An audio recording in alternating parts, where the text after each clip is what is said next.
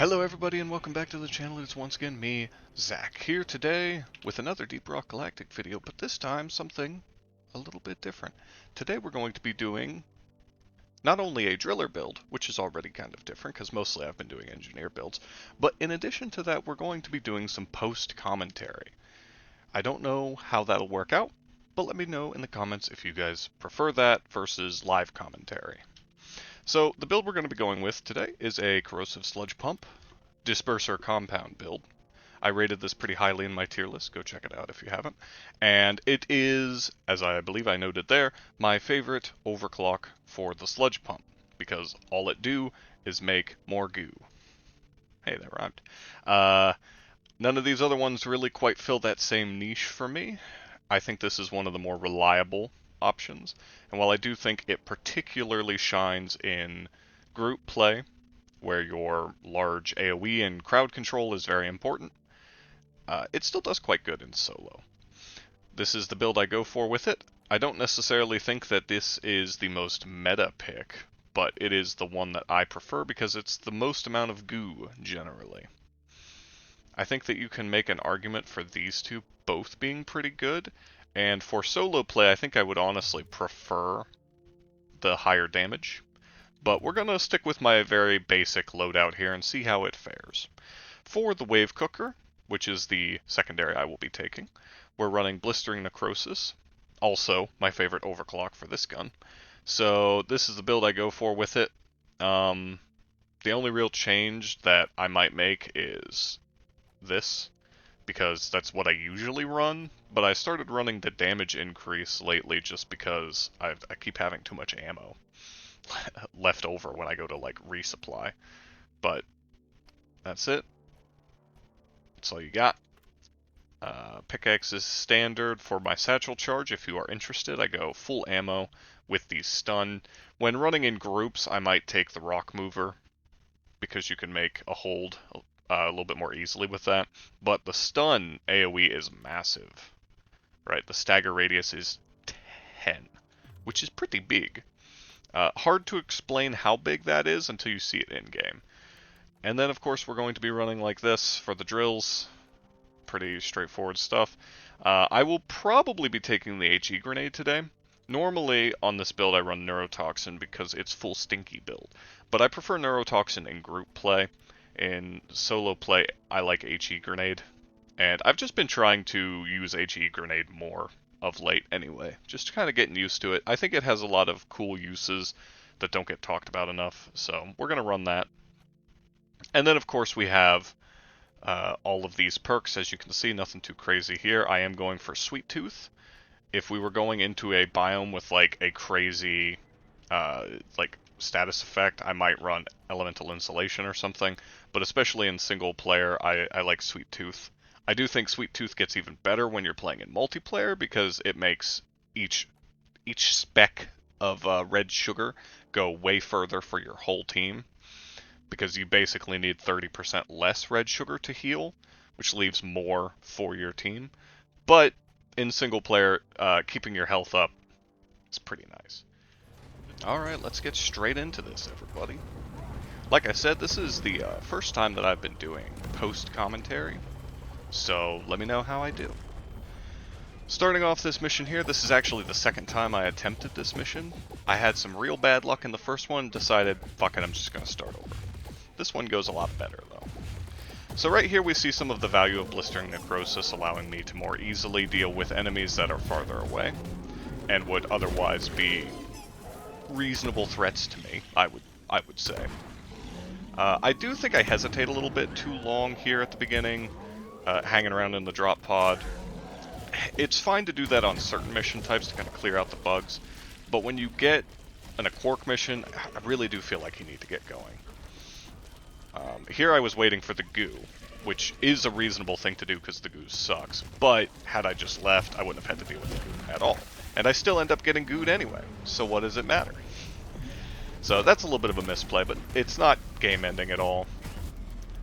You can see right there I kind of messed that up. I used to play with the reduced cooldown on power attacks a lot, And I'm still kind of used to that in my head, so I was trying to power attack that guy, and instead I just sort of limply smacked him in the face, which isn't ideal. But we're still well in control of this. This is, of course, has 5 with multiple bug modifiers on. Well, I should say larger bug swarms on. So, we're getting a lot of dudes, but we are handling it pretty well. Grabbing some Dystrum straight out of the gate. Finally dealing with Goo Boy here. He got stuck in that little hole there for some reason. Not too worried about finishing him off, though. The corrosive stuff or the Minehead will do it. Of course, we're going to have our boy, our built-in scout, do most of the Quark collection. We're mostly here to see how effective the build is in combat.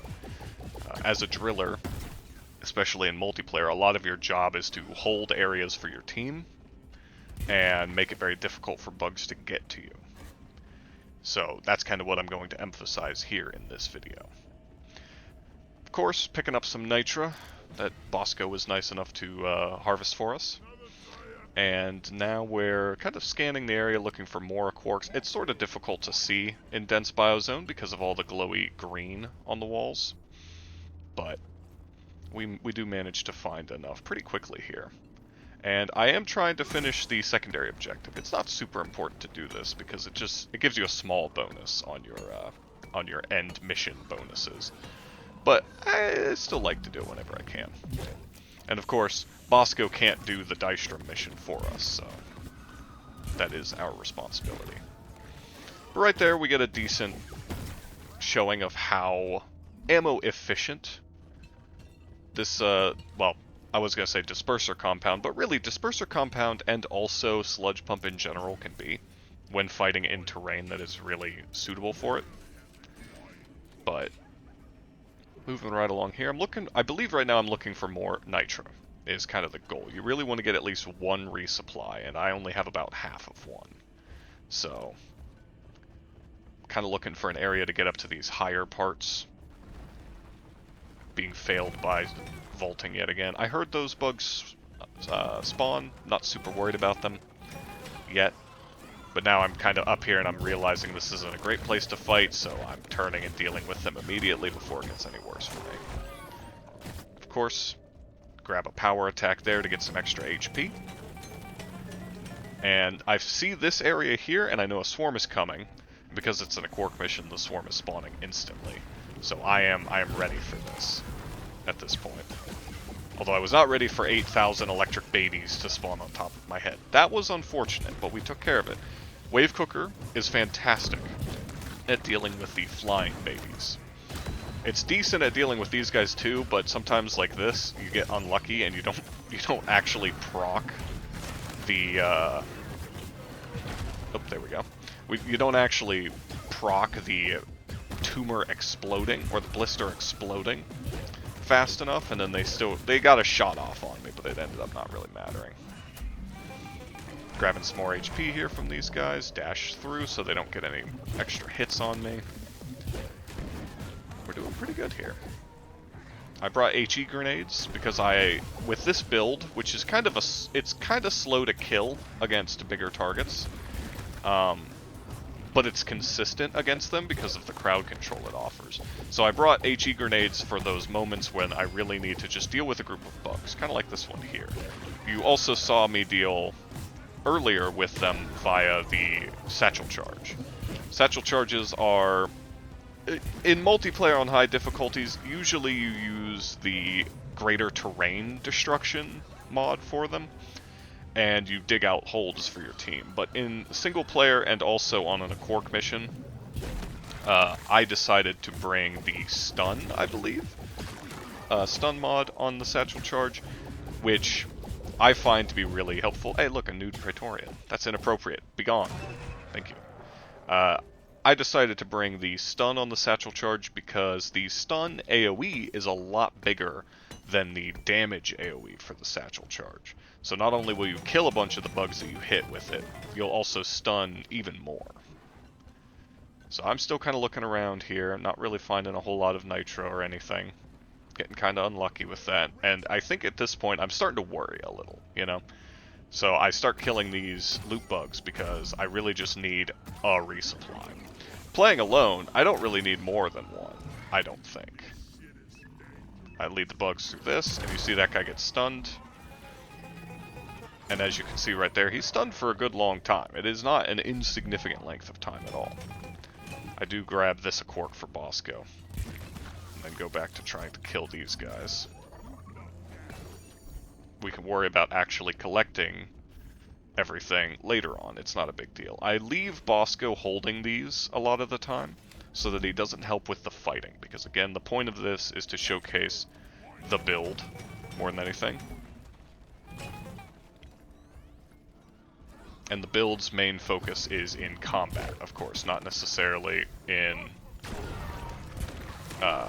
like, what would be the term? I guess, objective completion. But here we get a decent amount of damage smashed onto that guy, and we still have a surprisingly high amount of ammo in the wave cooker considering how much we've used it. But we've got a decent bit of nitro now, and we see this vein up here, and that revitalizes our hope in this run instantly. I like to mine all of the resources that I find, because I think that generally them laying on the ground being all glowy is more noticeable for your team. Tank that explosion a little bit, but also blew up a lot of bugs, so it was worth it. Took a little bit of damage there, nothing too bad though. Health is a resource, you gotta spend it, you know? Certain things gotta be worth it. We're not going for a no-hit run here. It's a little bit different if you're playing on, like, max vulnerability or something, but I am not currently. Normally I would dig a tunnel up to this right out of the gate. I tried to jump there because I'm in a hurry, because I know a swarm is about to start, and I really want to get the resupply coming down as fast as possible. Plus, as you'll notice, I am one short, which I knew at the time.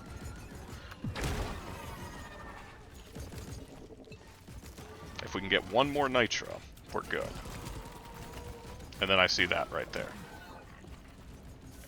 And this is the worst plant in human history. And then vaulting fails me, it's a good time.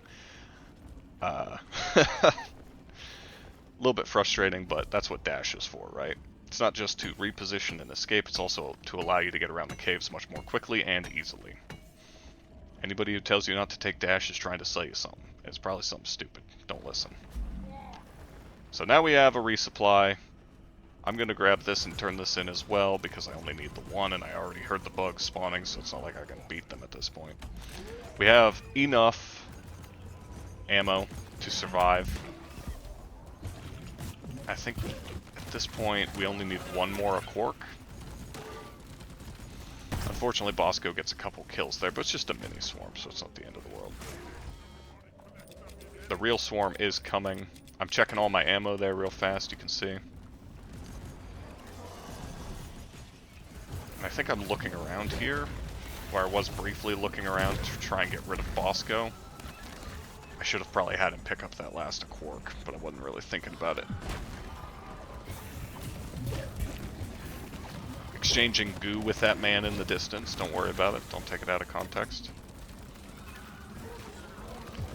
So there's, again, a great example of how big the stun radius is on the satchel charged. It stunned the bugs on the ceiling when it was on the floor, which is pretty wild.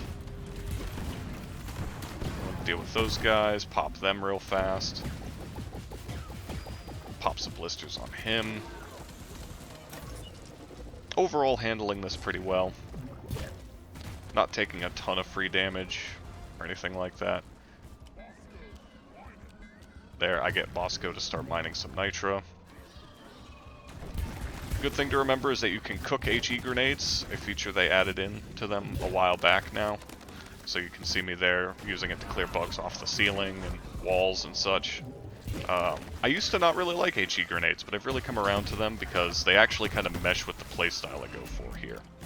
When playing in multiplayer, I prefer to take neurotoxin grenades because it's pretty helpful to your whole team. It's big AoE. But when it's just me by my lonesome... Oh, hey, some dice drum. When it's just me by my lonesome, I like the explosive power of HE grenades. Yeah!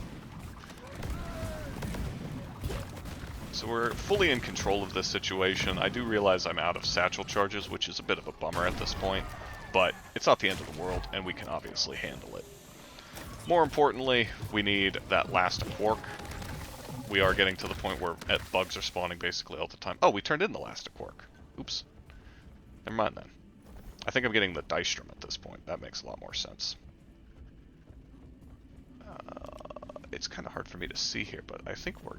Yeah, we got enough right there. So we turned in this dice drum, and then I bet we pressed the button. Sorry, I miscounted. I thought we were still down in a quark. Toss down some goo to deal with those guys. Dash away once again. Something... If I didn't have dash right there, I would have had to back up, fight the bugs, then press the button, which would have just made everything take longer. Whenever you're thinking about perks, especially activatable perks in this game, it's important to think about force multipliers, you know?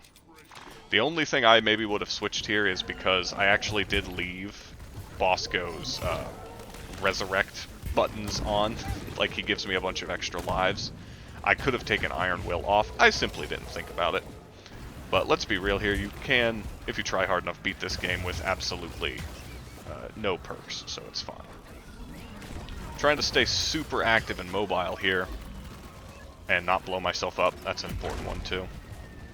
Flying enemies really... Oh, Bosco, just get down, Mr. Presidented for that guy.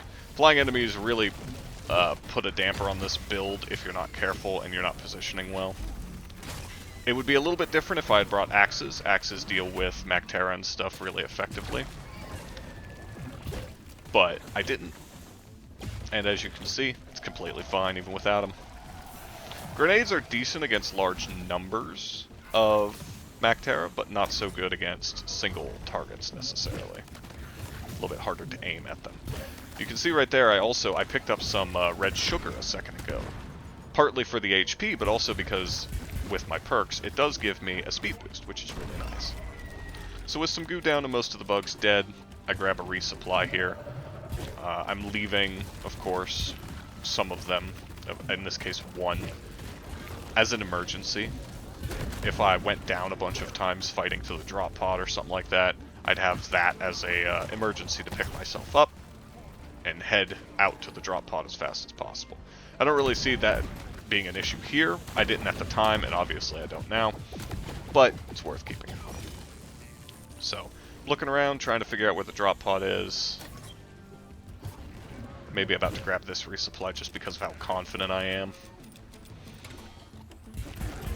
Really hate that guy. Ooh, that was close. Jesus. I think oh no, I didn't throw a grenade there. I thought I threw a grenade way too quickly. Maybe I did. But, there you go. Now we're on our way out. Toss this here. If you drop satchel charges on the mine head, the advantage is that it won't destroy any terrain if that's something that you're worried about. Obviously, in that case, I was mostly just wanting things to follow me and get either stunned or killed by the satchel charge as they were running over it. Which I do here again, because I thought that that stalker and those bugs were a hell of a lot closer to me. Then I turned around and they were 1,000 miles away, and I was like, okay, well, oops, not a big deal. Either way, that's the end of the mission. We did pretty good here. Didn't go down at all, as you can see down at the bottom of the screen. Didn't necessarily do it as quickly as maybe you'd want to do in a Quark mission, but, you know, slow and steady wins the race and all that.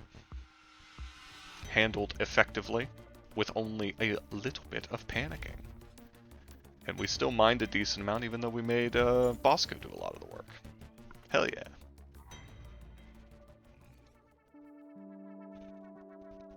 Alright, thank you guys for tuning in. Thanks for watching another episode of Deep Rock Galactic. I'm leaving the build up here at the end so you guys can take another look at it if you so desire. And if you guys have any questions about the build, feel free to sound off about them in the comments. And if you have any input on the build, love to hear that too. Especially from anybody who plays on higher Haz levels, because I'm always open to tweaking some things here and there. As I said, thank you for watching, and I hope you guys enjoyed this build. I'm going to start doing some more driller videos in the future, near future hopefully, but this is definitely my overall favorite build, as you could witness, even in solo play, has a lot of crowd control, and when you play around with its strengths, it has a lot of pretty decent kill pressure as well. The most alterable part would probably be the wave cooker. I don't really think I have these set up, but you can go, yeah, I mean, persistent plasma and Sabata work with this as well. The Sabata notably has this neurocorrosive toxic catalyst, which is quite a mouthful. But because of how this works with the sludge pump directly, you can get a lot of extra value by exploding anybody who might be affected by the sludge pump. And, I mean, the Sabata is okay against single targets, so it kind of fills in that gap as well. And of course, the EPC is just good. I have it set to Burning Nightmare right now, but I don't think that's what I usually run on. I think that was a test thing. But overall, Wave Cooker is my favorite here. You can also switch out the grenade. Any of the grenades will work, except really this one, which is just a lot of overlap in the build. You don't really need Ripper. But I usually go Neurotoxin when I'm playing in a group, which is when I usually run this build. But that's going to be it for me for now. Don't forget to tune in next time. And if you haven't, subscribe, like, comment, all that good stuff that feeds the algorithm, because our lives are controlled by machines. Yay! Until next time, peace.